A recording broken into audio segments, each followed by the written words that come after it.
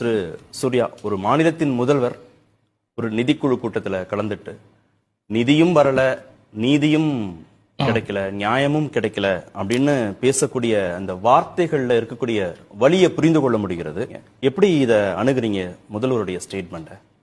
முதல்ல அதை கூறிய முதல்வரே தான் இந்த அரசாங்கம் அந்த டாக்ஸ் டெவல்யூஷன் 32% 42% உயர்த்தி இருப்பதற்கு பாராட்டும் தெரிவித்திருக்கிறார். இப்போ தமிழக பாரதிய ஜனதா கட்சியின் சார்பாக நேற்று அனைத்து கட்சி கூட்டம் கூட்டப்படும் போது எங்களுடைய ரெக்கமெண்டேஷன்ஸ் எல்லாமே கொடுத்தோம். அதில் நாங்கள் கொடுத்துருக்கக்கூடிய முதல் 2-3 ரெக்கமெண்டேஷன்ஸ் என்னென்னு பார்த்தீங்கன்னா, முதல் ரெக்கமெண்டேஷனே அந்த டெவல்யூஷனை 42% 50% உயர்த்த வேண்டும். அதை உடன்பட்டு அதனுடைய முதல் ரெக்கமெண்டேஷனாக கேட்டிருக்கோம், கொடுத்துருக்கோம். அங்கே பேசும்போதும் சொன்னோம். இரண்டாவது என்ன சொல்லியிருக்கோம்னா, இந்த பாப்புலேஷன் ஒரு சின்ன குறுக்கீடு, 15வது நிதிக்குழு பரிந்துரை 41% அப்படின்றது பாராட்டு தெரிவிச்சிருக்காரு முதல்வர். ஆனா வர்றது 4 ஆண்டுகளாக எவ்வளவு வருதுங்கிறதையும் சொல்லியிருக்காரு. 33.16% தான் வருதுன்னு சொல்லி எல்லா 5 ஆண்டுகளுமே அதே தான் உங்களுக்கு கணக்கா இருக்கும். இப்ப 32 ஒதுக்கப்பட்ட இடத்துல நீங்க போய் பாத்தீங்கன்னா 27, 28 அந்த மாதிரி இருக்கும். அந்த பேரிட்டி இருக்குதான் செய்யுது. இப்போ நாங்க தமிழக பாரதிய ஜனதா கட்சி வைத்த இரண்டாவது கோரிக்கை என்னன்னா, பாப்புலேஷன் வெயிட்டேஜ் அட்ஜஸ்ட்மெண்ட், அதாவது மக்கள் தொகைக்கு ஏற்ப ஒரு பெர்சன்டேஜ் கொடுக்குறாங்க. நீங்க முதல் 5-6 ஃபினான்ஸ் கமிஷன் பாத்தீங்கன்னா அந்த 100% அலாட்மெண்ட்ல 80% 90% ஒன்லி பாப்புலேஷன் வெயிட்டேஜ் தான், 10% தான் பெர்ஃபார்மன்ஸ். இப்ப அது கடந்த நிதிக்குழுல 15வது நிதிக்குள்ள 15% இருக்கின்றது. அந்த 15% இருப்பதால கூட நம்மளுக்கு வரி பகிர்வு குறைகிற காரணத்தினால் அந்த 15% குறைக்க வேண்டும். பாப்புலேஷனுக்கு நீங்க மெயின் கன்சிடரேஷன் கொடுக்க கூடாது அப்படின்றது இரண்டாவது பரிந்துரை நாங்க நிதிக்குழு கிட்ட கொடுத்தது. மூன்றாவதா கொடுத்த பரிந்துரை ரெவென்யூ டெபிசிட் கிராண்ட், அதாவது பல மாநிலங்கள்ல ரெவென்யூ மிக குறைவாக இருக்கிறது. அதை அட்ஜஸ்ட் செய்வதற்காக மத்திய அரசு பணம் கொடுத்து கொண்டே இருக்கின்றது. இது குறிப்பாக மிகவும் வளராத மாநிலங்கள்னு சொல்றான். இப்ப அதன் மூலமா தமிழகத்திற்கு கடந்த நிதியாண்டுல 11,800 கோடி ரூபாய் இழப்பு ஏற்பட்டிருக்கின்றது.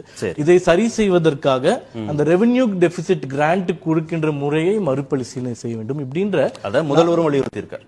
அதே நாங்களும் வலியுறுத்திருக்கோம். எங்க கோரிக்கையிலும் கிட்டத்தட்ட 13 கோரிக்கையில 10 கோரிக்கைகள் மாநிலம் சார்ந்ததாக, மாநில உரிமை சார்ந்ததாக, தமிழகத்திற்காக, தமிழக மக்களுக்காக கேட்கப்பட்ட கோரிக்கைகள். என்ன குழப்பம் வரும்னா, தமிழ்நாட்டில் இருக்கிற கட்சி பாஜக மத்தியில் ஆட்சி பொறுப்புல இருக்காங்க, அவங்களும் நிதிக்குழுவிட்ட இந்த பரிந்துரை எல்லாம் வைக்கிறாங்க. இல்ல நிதி வரலன்னு சொல்ற தமிழ்நாட்டின் முதலமைச்சரும் இந்த ரெக்கமெண்டேஷன்ஸ் வைக்கிறாங்கன்னா அது யாரு அப்ப சரி செய்ய வேண்டிய இடத்துல? அந்த இடத்துல நான் தெளிவுபடுத்த ஒரு 2 நிமிடம் கொடுங்க. இப்போ சுதந்திரம் அடைந்ததுல இருந்து இன்னைக்கு வரைக்கும் இப்போ மெயினா நேற்று அந்த அனைத்து கட்சி கூட்டத்தில் கூட முக்கிய கட்சிகள் சொன்ன ஒரு கம்ப்ளைண்ட் என்னன்னா, உத்தரப்பிரதேசத்திற்கும் பீகாருக்கும் அதிக நிதி வழங்கப்படுகிறது. அது பெஸ்ட் பெர்ஃபார்மிங் ஸ்டேட்ஸா இருக்கக்கூடிய தென் மாநிலங்கள், குறிப்பாக தமிழகத்திற்கு அது பேர்டனா வருது அப்படின்றது சொல்றாங்க. நீங்க முதல் நிதிக்குழுல இருந்து 15வது நிதிக்குழு வரைக்கும் இல்ல 15 நிதிக்குழு வரைக்கும் பாத்தீங்கன்னா, மொத்த வருமானத்துல உத்தரப்பிரதேசத்துக்கு முதல் நிதிக்குழுலயே 16% கொடுத்தாங்க. இன்னைக்கு 17% இருக்கு. இதுல விசேஷம் என்னன்னா, நடுவுல 10 ஆண்டுகள் காங்கிரஸ் ஆட்சி காலத்துல 19% இருந்தது. அதே நீங்க பீகாருக்கு எடுத்துட்டீங்கன்னா 9%, 10% அதே இதுல இருக்கு. ஆனா தமிழ்நாட்டிற்கு 8ல ஆரம்பிச்சது. அதாவது முதல் நிதிக்குழு எடுக்க முடியாது, ஏன்னா ஆந்திராவோட சேர்ந்து இருந்தோம். இரண்டாவது நிதிக்குழுல 8ல இருந்து பாத்தீங்கன்னா படிப்படியாக குறைந்து இன்னைக்கு 4க்கு வந்துருச்சு. இதே வளர்ந்த மாநிலங்களான மகாராஷ்டிரா, குஜராத், இந்த மாதிரி ஒரு 5-6 மாநிலங்கள் எடுத்தீங்கன்னா இதே மாதிரி 8-7ல இருந்து இப்ப படிப்படியா குறைஞ்சி 4-3க்கு வந்துச்சு. அப்போ இது தமிழகத்தை மட்டும் வஞ்சிக்கக்கூடியவோ இல்ல நெகட்டிவா போகக்கூடிய ஒரு விஷயம். அது வளர்ச்சி பெற்ற மாநிலங்கள் எல்லாத்திற்கும் குறைகிறது. அப்ப வளர்ச்சி பெற்ற மாநிலங்களுக்கு இது தண்டனையா அப்படின்னு அதேதான் நான் திருப்பி இப்போ தமிழக உதாரணத்துல இது அரசியல் பண்றதுக்காக நான் கேட்கல. இப்போ தமிழகத்துல சுதந்திரம் அடைந்த காலகட்டத்தில இருந்து இப்ப சமீபத்துல கோயம்புத்தூர் சகதியில் இருக்கக்கூடிய அந்த சங்கங்கள்லாம் வைக்கக்கூடிய கோரிக்கை என்னன்னா, 35% வருமானம் தமிழகத்திற்கு எங்க பகுதியினால வருது, ஆனா திருப்பி வரக்கூடியது 10% தான் வருது. அப்ப அதுல இருக்கக்கூடிய பணத்தை வச்சு நம்ம மிகவும் பின்தங்கிய மாவட்டங்களுக்கு செலவு பண்ணிட்டே இருக்கோம். அது இப்ப வரக்கூடிய பினாமினான் கிடையாது. சுதந்திரம் அடைந்த காலத்துல இருந்தே இந்த பகுதிகளில் அதிக வருது, இந்த பகுதியில கம்மியா அதை எடுத்து இங்க கொடுத்துட்டு இருக்கோம். மாநில அளவில் ஒப்பீடு செய்யும் போது அது வேணும்னே நம்ம கோயம்புத்தூர் பகுதி மக்களை குற்றம் செய்யணும் அப்படின்றதுக்காக இல்ல.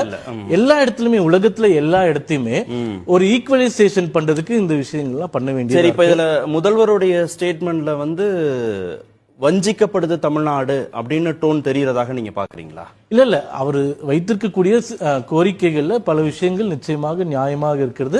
அதான் சொன்னேனே 13ல 10 கோரிக்கைகள் ஏன்னா வளர்ந்த மாநிலங்கள் எல்லோருக்குமான கோரிக்கையாக முதல்வர் வைக்கிறார். நிச்சயமா இப்போ நான் என்ன சொல்றேன்னா சுதந்திரத்துல இருந்து ஒரு மெத்தடு பின்பற்றுறோம். இப்ப இவர்கள்லாம் சொல்ற மாதிரி இந்த 10 வருஷத்துல யூபி பீகாருக்கு நம்ம அதிகமா கொடுக்கல, 70 ஆண்டுகளாகவே அதிகமா தான் கொடுத்துட்டு வரோம். இன்னைக்குமே அவர்களுக்கு வந்து அந்த வளர்ச்சியை அவர்களால காட்ட முடியலன்ற நிலை தான் இருக்கிறது.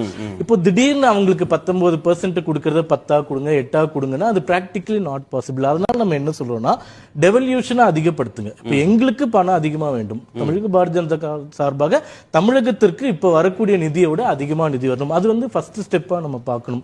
இப்போ இது வந்து நீங்க பண்ணல அப்படின்ற கோரிக்கை வந்தோம்னா நம்ம திருப்பி ஒரு அரசியல் சார்ந்த கேள்வியாக நம்ம என்ன கேட்போம்னா இப்ப திமுக கிட்டத்தட்ட ஒரு 15 ஆண்டு காலம் மத்திய அரசுல பங்குல இருக்கும்போது அந்த சமயத்துல நீங்க யூபிக்கோ பீகாருக்கோ 18 இருந்து எவ்வளவா குறைச்சீங்க, அந்த மாதிரி கேள்விகள் கேட்டா கேட்டுட்டே இருக்கலாம். நான் சொல்றது பிராக்டிக்கலா தமிழகத்திற்கு அதிகமாக நம்ம பெறக்கூடியதற்கு என்னென்ன விஷயங்கள் செய்ய முடியும், அந்த அனைத்து கோரிக்கைகளையும் திமுக இருந்தாலும் சரி எந்த மாநில அரசாக இருந்தாலும் சரி தமிழக பாரதிய ஜனதா கட்சி சார்பாக அந்த கோரிக்கைக்கு முழு ஆதரவு கொடுக்கிறோம்.